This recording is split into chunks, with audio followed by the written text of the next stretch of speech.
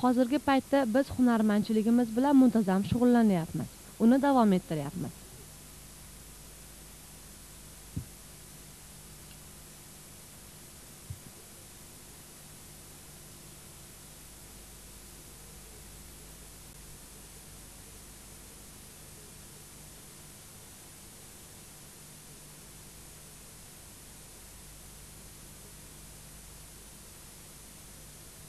Yaqinda Xudsovetning katta yig'ilishi bo'lib o'tdi.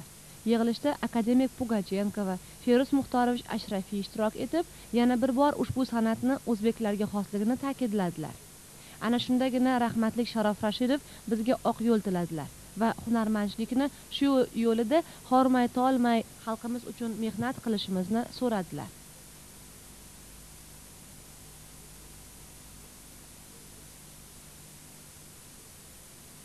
Yana ular siz o'zbek millatining faxrisizlar. Chet elga aynan mana shu san'at yo'li bilan tanilyapmiz. Shuning uchun ularni go'zal va pishiqroq qilib yaratinglar degan so'zlarni aytdilar.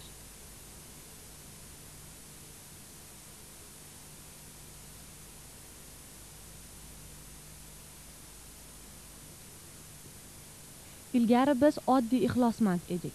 Hozir esa bemalol o'zimizni malakali usta deb aytishimiz mumkin. Bugun kelib mana shu kichik ustaxonamizni usto birlashmasining o'sha paytdagi rahbari Shohalil Shoyaqubov bizga olib berdilar va biz bemalol ishlashimizga imkoniyat yaratib berdilar. O'sha damlarda biz eng baxtiyor kulol, hunarmand edik. Chunki boshqa ko'pchilik ustalarda bunday imkoniyat deyarli yo'q edi. Bu ustaxonamizni o'zimiz qo'llarimiz bilan yaxshi holatga keltirdik.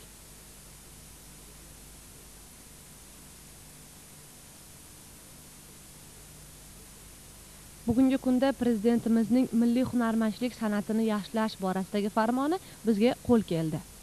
Mustaqil bo'lganimizga 6 yil o'tayotgan bo'lsa ham, bu davr juda oz davr. Biz bir umr shunda yashayotgandekmiz. Mana nihoyat biz o'zimizni angladik. Bu farmonga binoan biz yana ham yaxshi ishlarni amalga oshiramiz va kelajak avlod uchun yana ham ko'rkam va go'zalroq asarlar yaratamiz.